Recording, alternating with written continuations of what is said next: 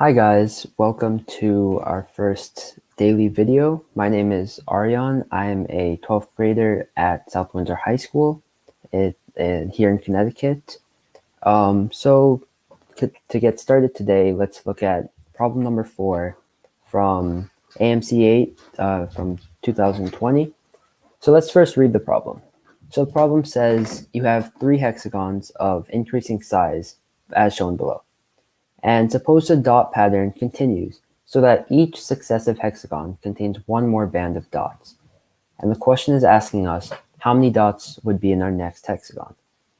So to just get kind of introduced to this problem, let's count how many dots we have in the 3 hexagons that are provided below. So in the first hexagon, we have obviously 1 dot. Now in the second hexagon, so we have 2 dots in the top row, and we have 3 dots in our middle row. And then we come back down to 2 in our final row, which gives us a total of 7. Now, looking at our third hexagon, so it's a bit bigger, but we want to use the same type of strategy.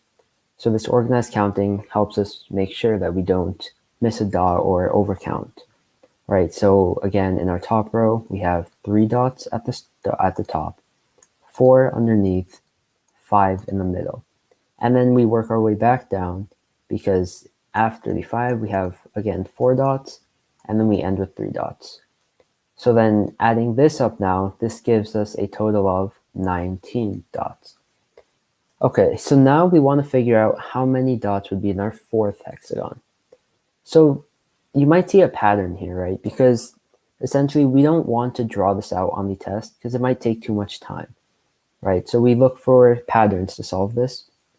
Now in the first hexagon, we just clearly have one dot.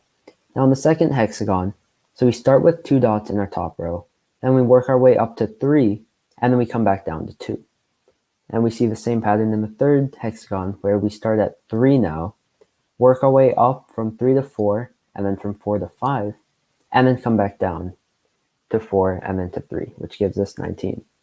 So if you follow a similar pattern in the fourth hexagon, so again, we want to start with 4 dots now. Our hexagon will have 4 dots at the top row. Then we work our way up. So we have 5 dots in the second row, 6 dots in the third row, and then we'll have 7 dots in our fourth row, right? So in the third hexagon, we kind of had 3 rows before we started repeating. And in the second hexagon, we had 2 rows. So just similar logic, our fourth hexagon will have 4 rows before we work our way back down. So we have 4, 5, 6, 7. And then now we just want to work our way back down. So we get 6, then we have 5, and then we have 4. So now if we add this up, this is simply 37, and we feel pretty comfortable with this answer. So we would circle this. And now just to kind of help us visualize this, this you could do if you have extra time to check your work or anything like that. Let's kind of draw this hexagon out.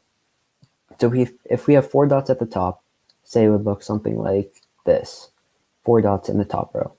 Now we said we have 5 underneath, so let's draw 5 more dots underneath that. Then we have 6 underneath that, and then our biggest row is going to have 7 dots. 6, 7, perfect. And then now we work our way back down from 7, so 6 dots underneath this, like so. And we have 5 in the next row. And then finally, we end up with 4 dots in our final row.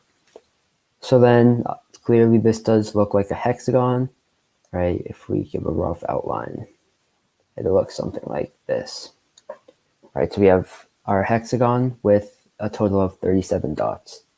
And that is the final answer. Thank you so much for watching, and be sure to tune in at the same time tomorrow for our next problem. Bye.